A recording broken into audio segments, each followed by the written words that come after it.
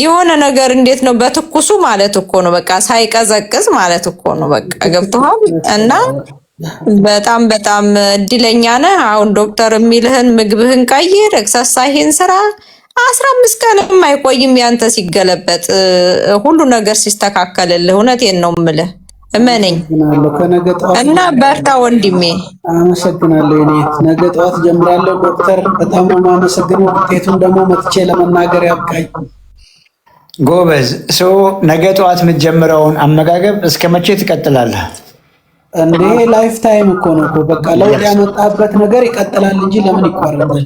የስ በደንብ ግንዛቤ ከፍ እንዲል ስኳር ባይኖርብህም ነው ያልኩት። አሁን ዛሬ ያወራንን ምግብ እንድትመገብ ነው የምናደርግ። ቢኮዝ ከመጀመሪያው ነው አልኩህ እኮ አሁን ያወራን ነገር ገብቶን ቢሆን ኖሮ አንተም ገብቶ አንደርስታንድ አድርገህ ቢሆን ኖሮ ያን እየተመገብክ በመጣ ነው እያልኩ ያለሁት። ያን እየተመገብክ ብትመጣ ኖሮ ቦርጭ የሚባል ነገር የለህም። እንኳንና ኤክሰርሳይዝ እያረክ አንተ ጎበዝ ነህ፣ የተሻለ ሰውነት በኖረ ነው እያልኩ ያለሁት።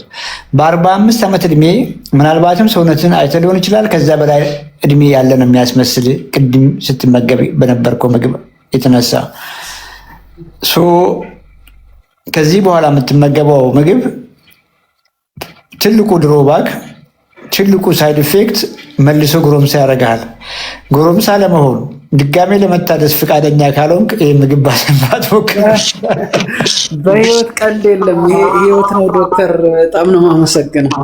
ይሄ ከገባ ለባለቤትህም ምግቡ ይሄ ነው። ምናልባት ኢሹ ካለባት እሷ እንዳንተ ምንም ኢሹ የለባትም፣ ባይኖርባትም ትቀጥላለች፣ በጋራ ትቀጥላለች። አየህ በቂ በቀን የሚያስፈልገውን ኳሊቲ ፕሮቲኖቹን አግኝታ እሷ አእምሯት የበላችሁ ዳቦ አእምሯት የበላችሁ እንጀራ ምንም ችግር የለውም። አየህ አይደለም እንጀራ ማብላት አይደለም ችግሩ ነው፣ እንጀራ ማቆም አይደለም መፍትሄውም ነው እያልኩ ያለሁት።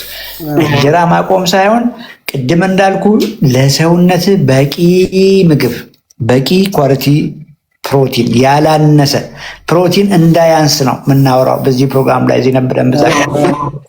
እዛው ልክ ደግሞ ያልበዛ የተገደበ ልጓም የተደረገበት የካርቦሃይድሬት መጠን አየህ፣ አይነቱ ብቻ አይደለም እንግዲህ ከአትክልት ጋር ምናምን ብላን ያለች ሰምተከው እድሜ ልክን አይደለም እንደዛ የምትበላው። አየህ እየዳንክ ስትመጣ ቅድምን አልኩ ባለቤት ችግር የለውም ዳቦ እንጀራ ብትጨምር አላልኩም? አየህ ከጊዜ በኋላ ፍራፍሬዎችን መጨመር ይመጣል። መቼም በውስጥ እናወራለን። ከጊዜ በኋላ ድንች ብትበላ ችግር የለውም። ዛሬ ዜና ድንች ከስኳር ድንች በልታለች ቅድም ሰምታት ከሆነ ጊዜ በኋላ ይኸው ቅድም ሳሳይ ነበር ባቄላ ቦሎቄ። ይሄውን በልቼ የጨረስኩት ባቄላ ቦሎቄ ነው የታሸገ ከውስጥ ውሃውን ደፍተን ምናምን ንጹህ ባቄላ ነው የበላ ነው። ከጊዜ በኋላ አየህ ሩዝ መብላት ይመጣል። በተለይ ቡኒ ሩዝ። ከጊዜ በኋላ አጃ መብላት ይመጣል። አየህ ሲያምር ከጊዜ በኋላ በዓል ነው አሁን ገና ነው ድፎ ተደፍቶ አባቢ ምናምን ድፎ ቅመስ ተብለህ ስኳር አለብኝ አነካ የምትል ሰው አትሆንም ነው እያልኩ ያለው። ከጊዜ በኋላ በምክንያት ነው። አየህ ምግብን እንድትፈራ ሳይሆን ምግብን እንድታቅ ነው እዚህ ፕሮግራም ላይ የምናወራው።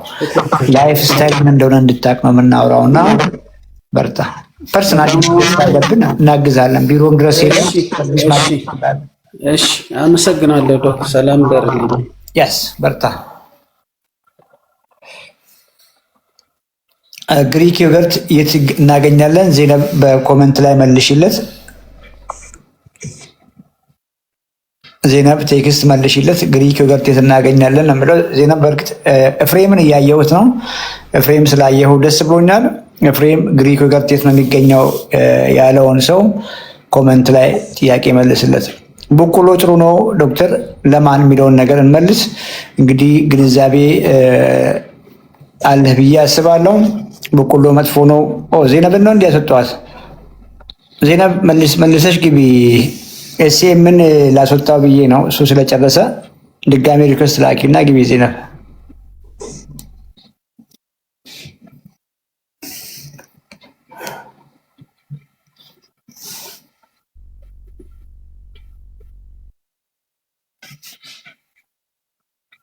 ኤፍሬም ስላየው ደስ ብሎኛል።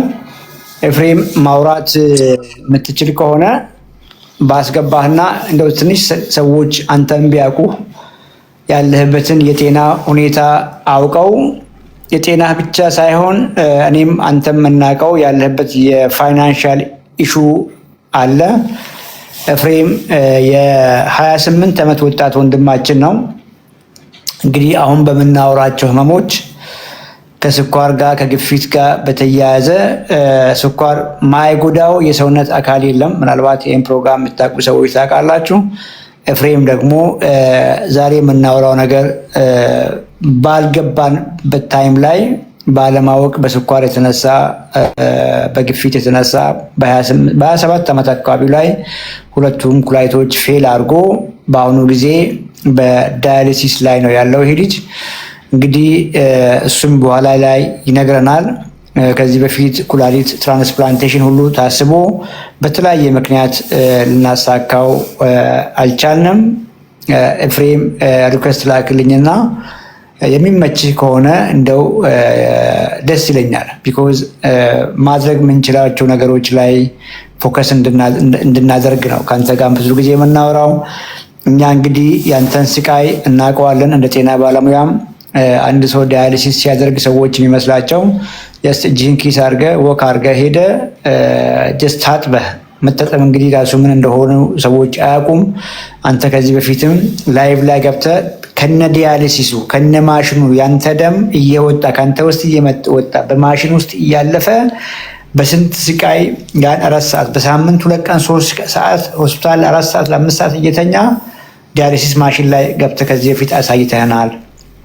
በዚህ መሃል ብዙ ኢንፌክሽን ይመጣል። በጣም እኔም አንተ የምናውቀው ሆስፒታል ትተኛለህ። ይሄ ማንኛውም ከዳያሊሲስ ላይ የሚኖር ሰው ያውቃል። እና በልጅነት ብዙ መከራ አይተሃል። ከአንተ በላይ ስለነዚህ ስለ ክሮኒክ ኢልነሶች ብለን ስለምናወራቸው ተላላፊ ያልሆኑ በሽታዎች በተለይ ስለ ስኳር በሽታ ከአንተ በላይ የሚመሰክር ሰው የለምና ኤፍሬም ታይም ካለ ሪኩዌስት ላክልኝ።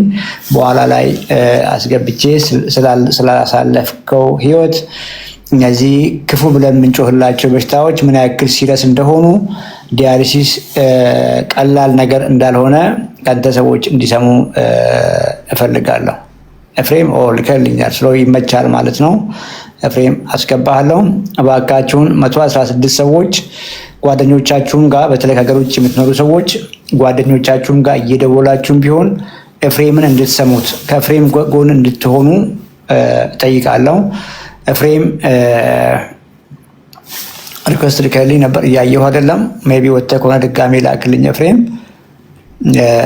ኤፍሬም ጎን እንድትቆሙ በያላችሁበት የእምነት ሁኔታ እንደያላችሁበት የእምነት ሁኔታ በጸሎት ከጎኑ እንድትሆኑ። ያን ብቻ ሳይሆን ቅድም እንዳልኩኝ ማድረግ የምንችላቸው ብዙ ነገሮች አሉ። ቢኮዝ ይህንን ልጅ ፋይናንሻሊ ሰፖርት ስናደርገው ከጎኑ ስንቆም በኋላ ላይ ሶሪ አካውንቱንም ስልኩንም ይናገራል። የቻላችሁትን አክል ድሮፕ ስታደርጉ የስ ብዙ ነገር ለወጣችሁ ማለት ነው። ዲያሊሲስ ላይ መሆን ጭንቀት ነው። ፕላስ ደግሞ ዲያሊሲስ ላይም ተኩነው ስለ ኑሯችን መጨነቅ፣ ለዲያሊሲስ ስለምንከፍለው ነገር መጨነቅ፣ ስለ መድኃኒቶች ብዙ መድኃኒቶች ነው የሚወስደው ልጅ። ስለዛ መጨነቅ ትልቅ ተጨማሪ ህመም ነውና ኤፍሬምን አስገባዋለሁ። እባካችሁን ጊዜ ሰጣችሁ ትንሽ ጊዜ ስሙት።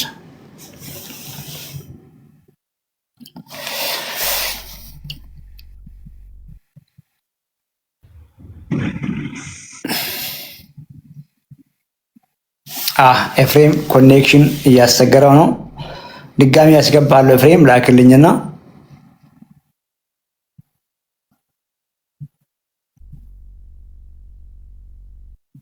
ኮፒ ሊንክ ታፕታፕ ሼር አድርጉ። ኮኔክሽን ፑር ነው በጣም።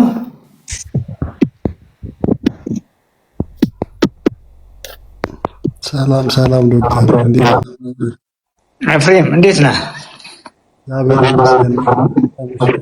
ሁሉ ፒስ፣ ሁሉ ሰላም። የስ ቴንክ ዩ ኤፍሬም። እንዴት ነህ? ጤና እንዴት? ምንም አይደል ኤፍሬም፣ ሁሉ ሰላም። ደህና ነኝ እኔ። ደህና ነህ አንተ? ዛሬ እንዴት ተገኘ? ከምሽቱ 6 ሰዓት ላይ በኢትዮጵያ ዛሬ እንዳጋጣሚ ሆኖ ትንሽ እንቅልፍ ቢያለኝ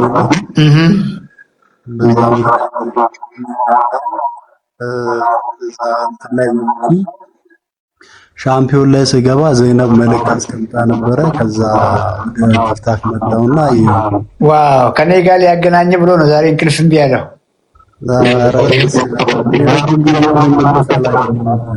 በጣም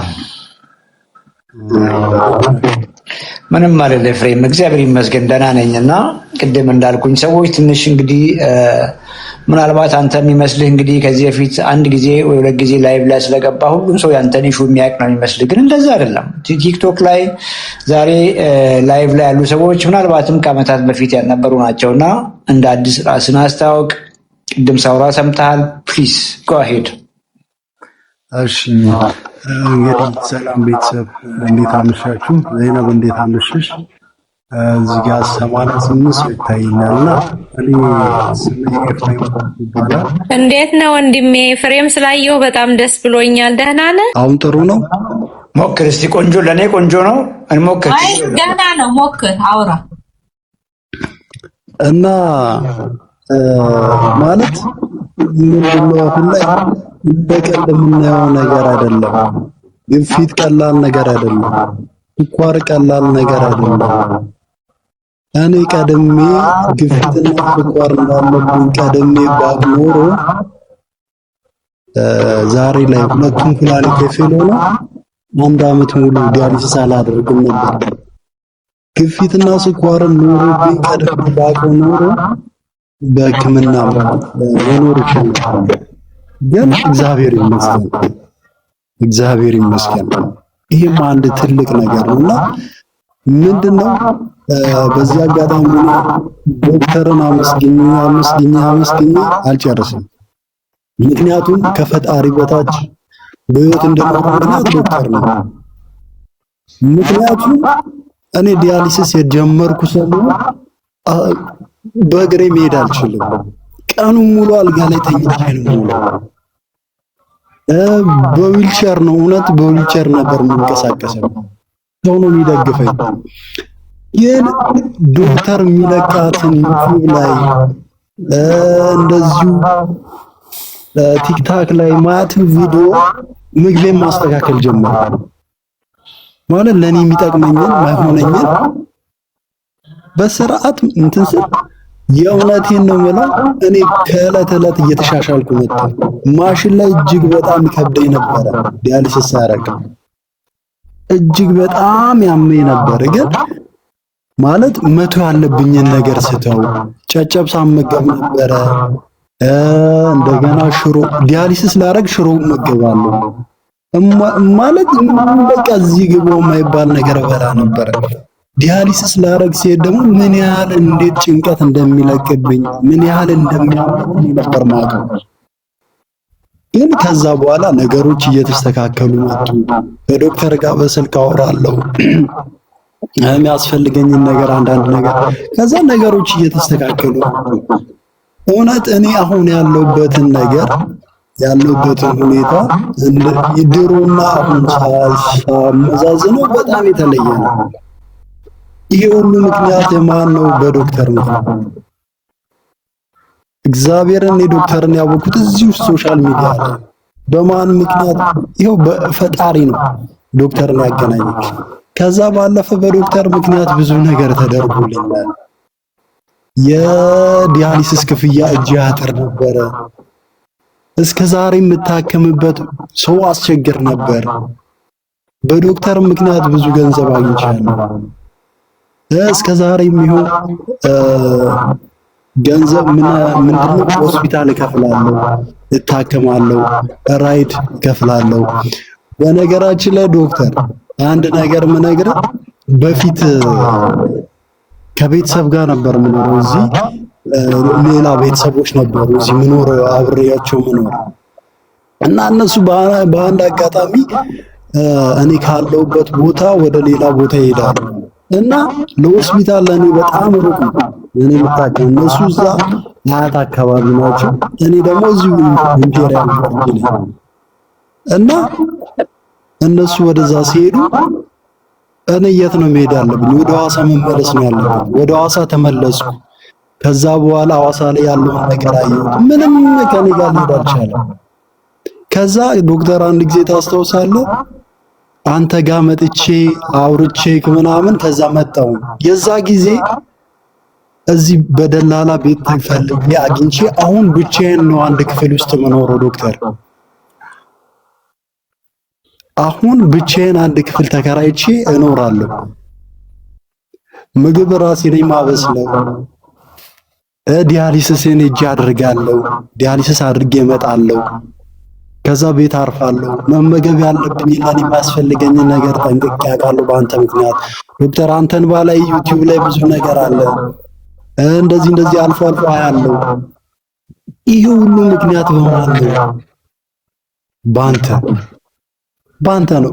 እውነት ዶክተር፣ እኔ እውነት ማለት እኔም እንደምላላቀም ባንተ ምክንያት ነው። በሁለት እግር ቆሜ እንድሄድ ባንተ ምክንያት ነው። እግዚአብሔር እንዳመሰግን ባንተ ምክንያት ነው። አፌ ሞልቼ እንዳወራ ባንተ ምክንያት ነው። እና በጣም ነው ማመሰግነው። እድሜ ይስጥ። እንደው ቤተሰቦች ከዚህ 79 ሰው ትታዩኛላችሁ። እንደው በመድኃኒዓለም በምታምኑት አምላክ እግዚአብሔር እድሜ ይስጥ ብላችሁ ሁላችሁም ኮሜንት ብትጽፉ ምን ያህል ደስ እንደሚል እግዚአብሔር ጤናውን እንዲሰጠው እንዲያደለው እና አሁን ላይ ያለሁበት ሁኔታ በቃ ተስፋ እንዲኖረኝ ማለት ማንም ሰው ያልተናገርኩ እኮ አሁን ላይ ዲያሊሲስ እንደማደርግ ማንም ሰው አያውቅም ዶክተር። ማንም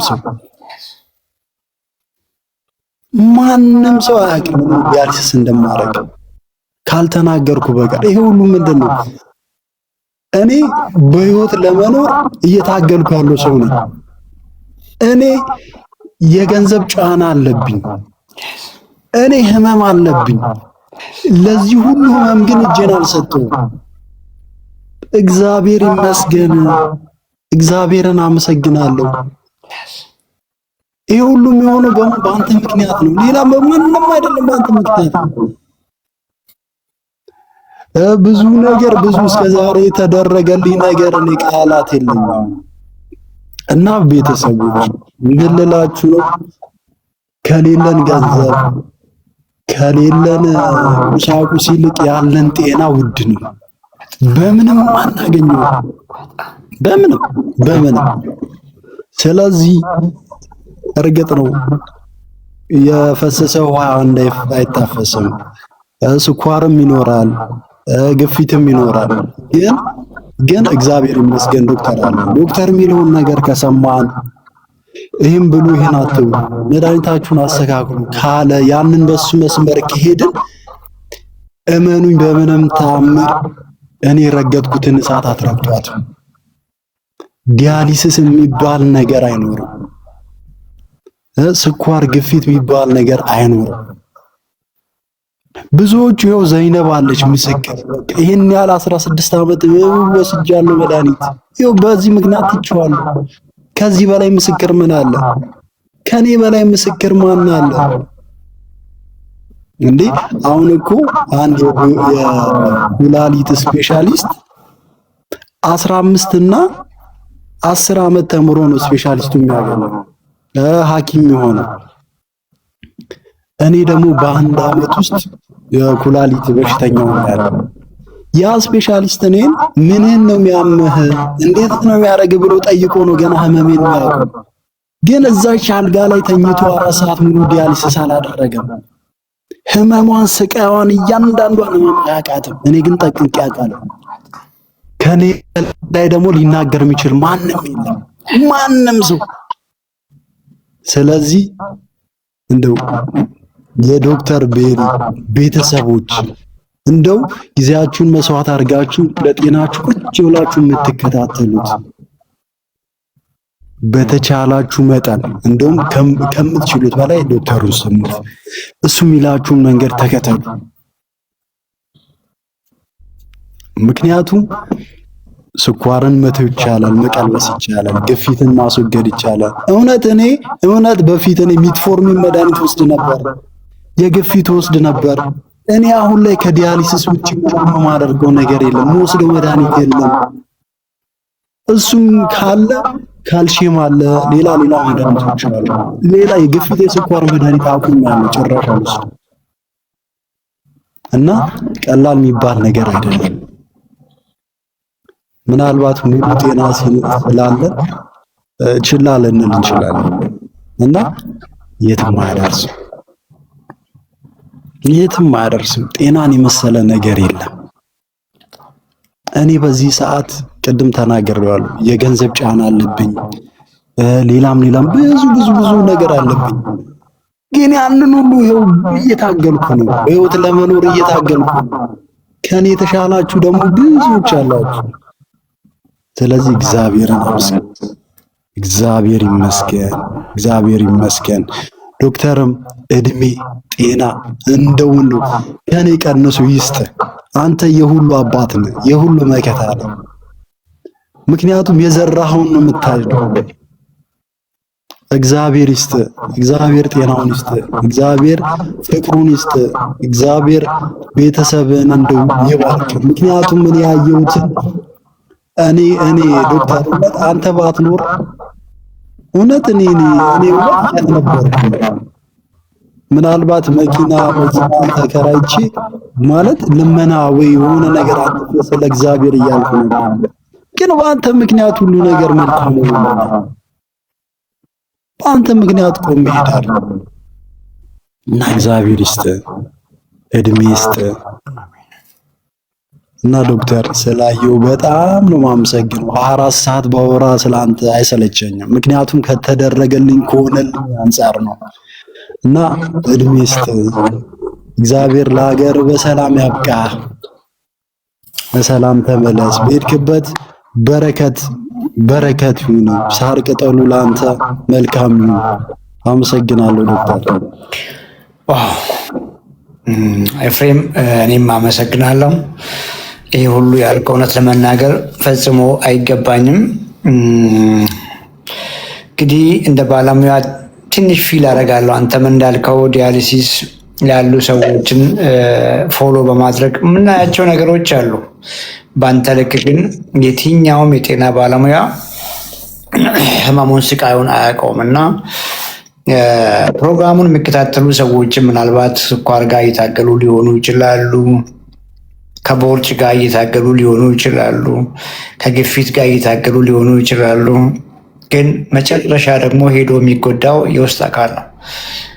የውስጥ አካል ነው። ሰዎች የሚመስላቸው ኩላሊት፣ ስኳር ኩላሊት ይጎዳል። አይደለም። በቃ የምትበሉት ፑር ምግብ፣ ማይረባ ምግብ በመመገብ ባለመንቀሳቀስ የጎዳችሁት ጡንቻ ያጣችሁት ሰውነት ደምሮ ሁለመናችሁን ነው የሚጎዳው። መወፈር፣ ፋቲ መሆን፣ ቦርጫ መሆን ምንም ስኳራችሁ ከፍ ሳይል እንኳን ኩላሊታችሁ ላይ ብዙ ሆርሞኖች ተከትሎ ከፍ ስለሚሉ ከፍ ያለ ኢንሱሊን ሆርሞን ስለምታመርቱ ኩላሊታችሁ መጎዳት ይጀምራል። ስኳራችሁ ከፍ ሳይል ነው እያልኩ ያለሁት። ግፊታችሁ ከፍ ከማለቱ ከዓመታት በፊት ነው ኩላሊታችሁ ላይ ያለ ጉዳት የሚጀምረው ነው እያልኩ ያለሁት። ይሄ ግን ምንም ምልክት የለውም። ምንም ሳያማችሁ ነው ልክ እንደ ፍሬም ነገሮች ካለቁ በኋላ ምልክት ማየት የምትጀምሩት። ኩላሊት ላይ ያለ ችግር ምንም ምልክት ሳያመጣ ነው ሙሉ በሙሉ ስራ ያቆመች ጊዜ ስሜት የሚመጣው። ልክ ከተማ ላይ ያለ ቆሻሻ ማንሻ ማሽን ስራውን እየሰራ ነው፣ ፊል አታደርጉትም። ማሽኑ ስራ ያቆመ ቀን ቆሻሻው ይጠራቀማል፣ ሽታ ይመጣል። የዛን ቀን ድንገት የምታውቁት እንግዲህ ማሽኑ ስራ ከማቆሙ በሰላም ነው እያልኩ ያለሁት እና የኩላሊት ልክ እንደዛ ነው። ኤፍሬም አንድ ሁለት ጥያቄ ብቻ ለሰዎች እንድታብራራ። የኩላሊት ዳያሊሲስ ሰዎች የሚመስላቸው ትሄዳለህ፣ ትታጠባለህ፣ ትመጣለህ። እንደዛ ነው ሰዎች የሚረዱት። ህመሙን አያውቁትም፣ ስቃዩን አያውቁትም። እና ከመጀመሪያው አንገቴ ላይ ደም ስር ገብቶልኝ ያልከው እዛን ከጊዜ በኋላ እጄ ላይ ተቀየረልኝ፣ እፎ ያልኩኝ፣ ቆንጆ እንቅልፍ መተኛት ጀመርኩ ነው ያልከው። እንግዲህ ሁለቱም ከባድ ናቸው ለእኛ ለምናውቃቸው ሰዎች። ስለሱ በትክክል ዲያሊሲስ ምን እንደሚመስል፣ ኮስቱስ ምን እንደሚመስል፣ ምን ያክል በቃ ጀስት ሁልጊዜ ሆስፒታል እንደማጠፋ ህይወትህ ይሄን ዜና ከማወቅ በፊት ምን ራዕይ ነበረ? ወደፊት የምታይህ ነገር ምንድን ነው የነበረው? በድንገት ግን በአንዲት ቀን ባወቅከው የኩላሊት ፌለር ዜና ህይወት ተመሰቃቅሎ ሌላ መንገድ ያዘና ዛሬ ቆሞ የሚሄደው ሰው ነገ ህይወቱን እንዲያይ ከአሁኑ ግዴታ መሆኑን ባይዘዌ እንደው ምግብን መቀየር፣ አኗኗርን መቀየር፣ ላይፍ ስታይል መቀየር ኦፕሽናል ነው አይደለም። እውነት ለመናገር መስት ነው ግዴታ ነው። እንግዲህ ራሱን ማጥፋት ያልፈለገ ህይወቱን ያልፈለገ ሰው እስካልሆነ ድረስ ግዴታ ነው ብዬ የማስበው እና ሰዎችን በዚያ ልክ እንዲሰማቸው እሱን ንገረን። ሌላው ከአንተ ጋር ዲያሊሲስ የሚተኙ ሰዎችን መቼም በደንብ ታውቃቸዋለህ። ሰውነታቸው አልቆ የብዙዎቹ ሰውነታቸው አልቆ ቦርጫቸው ብቻ ነው የቀረው። በጣም ይደክማቸዋል። እንግዲህ አንተም በጣም ይደክም ነበር፣ በፊት አቅም አልነበረ። አንተ ከነሱ የምትሻለው ቢያንስ ምግብ ምን እንደሆነ እውቀት አግኝተህ ሰውነትን እየመገብክ ነው። የሚገርም እኮ ነው። ሰውነትን እየመገብክ በመምጣት ከዚህ በፊትም ላይቭ ላይ ነግረናል። በፊት ከሚሰማ ስሜት ይልቅ ሞር ብርታት ነው የሚሰማ። የኛ የገርጂው ቅርንጫፍ ያስመረቀን ቀን መታል። እንግዲህ መጥተህ በጣም ነው ያስደመምከን፣ ያስደነቀን። ኖርማል ጤነኛ ልጅ አካልም ስናይ እና የሚያውቅ ሰው ብቻ ነው ዲያሊሲስ ላይ ወይ እጅ ላይ ያለውን ካቴተር ያየው ሰው ብቻ ነው ዲያሊሲስ ላይ እንኳን የሚያውቀው። ምግብ በየትኛውም ደረጃ የጤና ደረጃ ላይ ያለ ሰው ምግቡን መቀየሩ ይጠቅመዋል። ሰውነቱን መመገቡ ይጠቅመዋል። የተመገበ ሰውነት፣ በቂ ኳሊቲ ምግቦችን ያገኘ ሰውነት በየትኛውም የጤና ደረጃ ላይ ብትሆኑ ምን ያክል እንደሚጠቅም አንተ ነው እንግዲህ ያሳወቀን። እነዚህን ሰመራይዝ አድርገህ እስኪ አንድ ነገር በላቸው። እሺ ዶክተር፣ አሁን እንዴት ነው? በስርዓት ይሰማል ድምጽ አይደል? ጥሩ ነው፣ ይሰማል። እንዴት ነው ዶክተር? በመጀመሪያ ጊዜ ምንድነው የሆንኩት? ያው እንደነገርኩ ነው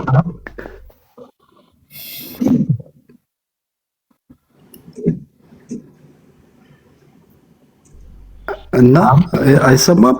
ይሰማል። አዎ የመጀመሪያ ጊዜ እንዴት ነው ሁለቱም ኩላሊት ፌሎ እንደሆነ እንደተነገረኝ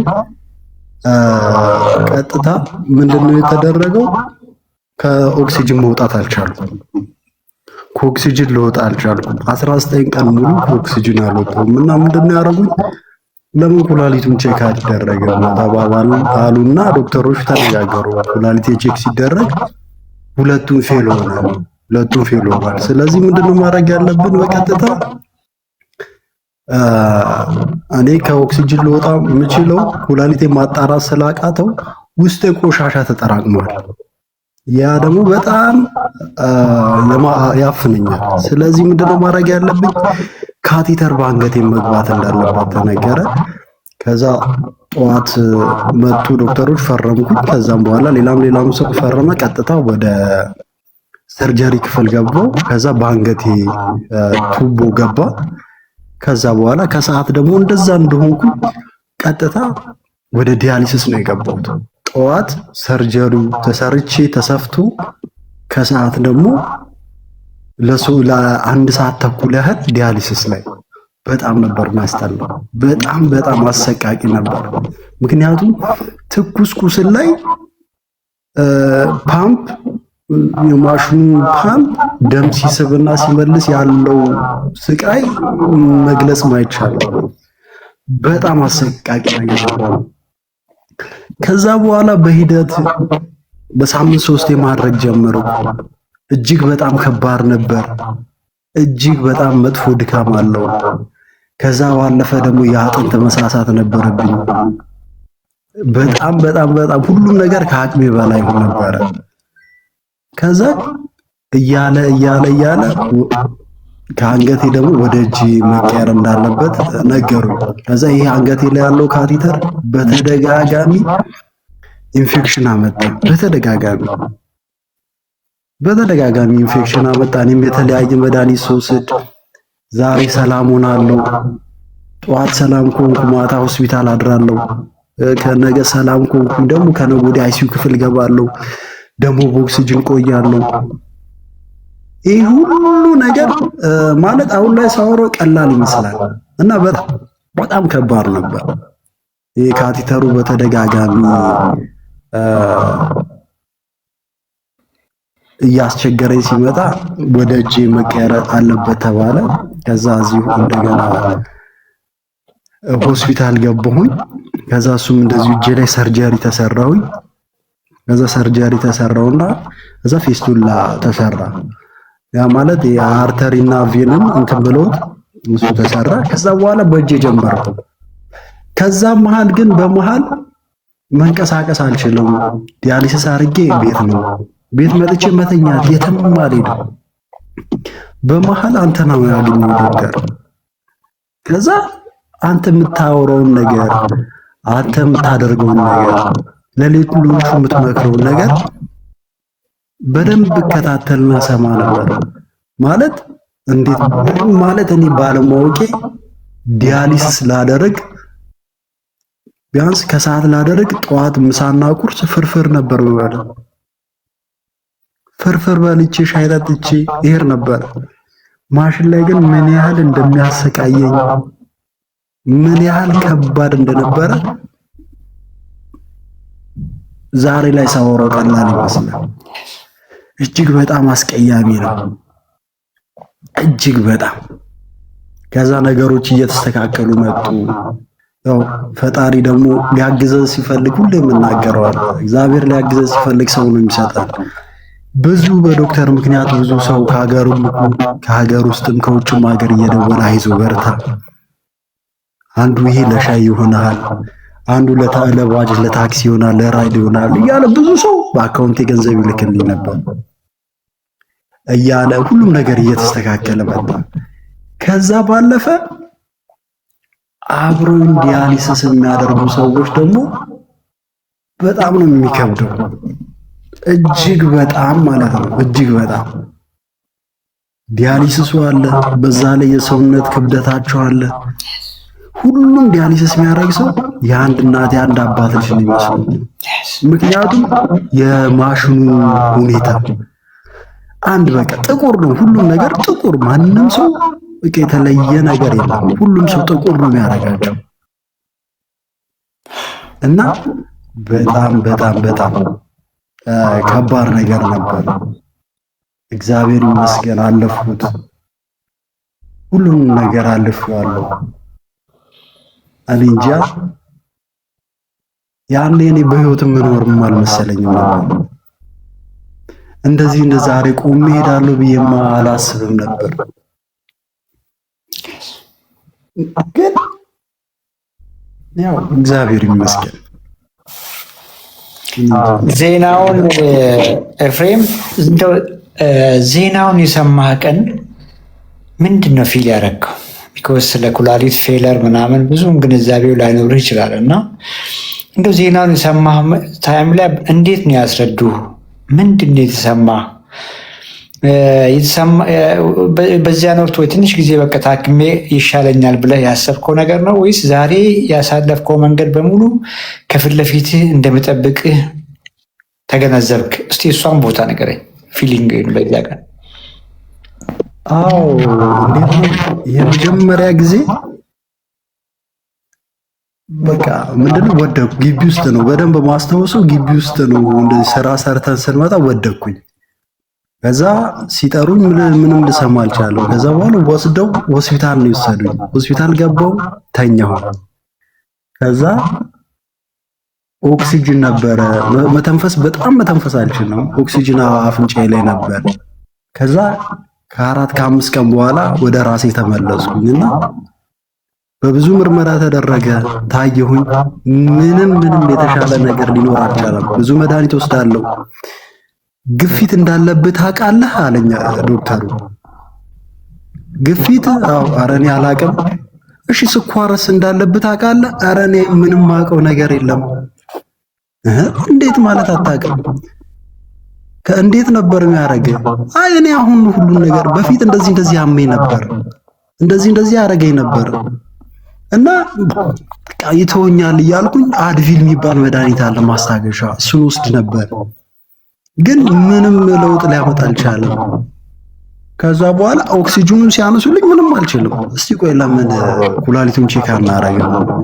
ከዛ ኩላሊት ቼክ ሲያደርጉ ሁለቱም ኩላሊቴ ፌል አድርጓል እና ቀድሞ ለኔ አልነገሩኝም።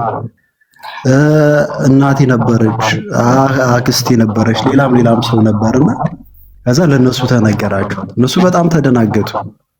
እዛ መጥተው ለኔ እንግዲህ ኤፍሬም አንድ ነገር ላይ ነገር ይሄ ከባድ የሚባል ነገር አይደለም፣ ሁሉም ሰው ላይ የሚደርስ ነውና በስኳርና በግፊት ምክንያት ሁለቱም ኩላሊት ፌል ሆኗል እና ዲያሊሲስ ማድረግ አለብህ ሲለኝ እኔ እንደውም ዲያሊሲስ የመሰለኝ በሰዓቱ የመሰለኝ ተራቤ በቃ የሆነ መርፌው ኪኒን የሆነ ነገር አድርጌ ብቻ ወጥቼ የምመጣ ነው መሰለኝ። ልክ እንደዚህ አልትራሳውንድ ወይ ደግሞ ራጅ ተነስቶ የሚወጣ ነገር መስሎኛል።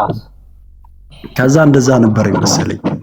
ከዛ ግን እሺ ችግር የለውም ነው ያልኩት። ስል ግን ተረድተኛል አለ። አዎ እኔ በቃ ዝም ብዬ በቃ ይሻለኛል ነው በቃ ነገ ላይ በቃ ከዚህ ሆስፒታል ተነስቼ 19 ቀን ተኝቻለሁ። ከዚህ ወጥቼ ነገ መደበኛ ስራዬን እሰራለሁ እንደ ማንኛውም ሰው ነገን የተሻለ ለማድረግ ስራን ለመስራት ነገን የተሻለ ለማድረግ ማንም ሰው የተፈጠረው እንግዲህ ለብሶ የተወለደ የለም። ሁሉም እዚህ ምድር ላይ ለፍቶ ነው ያገኘው። እንደዛ ሰው ነገን የተሻለ ለማድረግ ነው አሳይ። በቃ ከዚህ አልጋ ላይ ተነስቼ እንደዛ ነበር ያሰብኩት በሰዓቱ። ግን ምን አለኝ፣ አይ እንደዛ አይደለም፣ ይሄ እዚህ አንገት ላይ ሰርጀሪ ትሰራለህ፣ ከዛ እንደዚህ በየጊዜው በሳምንት 3 ቀን ዲያሊሲስ ታደርጋለህ። ያ ደግሞ የሚሆነው እንደዚህ ብቻ ብዙ ነገር አለኝ። ከዛ ወዲያውን የደነገጥኩት እኔ እንዴት ስለው በቃ እዚህ በአንገት ካቲተር ይገባል። ካቲተር የሚባል ነገር አለ። እዛ በዛው አማካኝነት ተመላልሰ ዲያሊሲስ ታደርጋለህ። ከዛ በኋላስ ያ ካቲተር ለ2 ለ3 ወር ከአንገት ላይ አይነሳም ማለት ቀኑን የጨለመብኝ በጣም ከዛ ነው።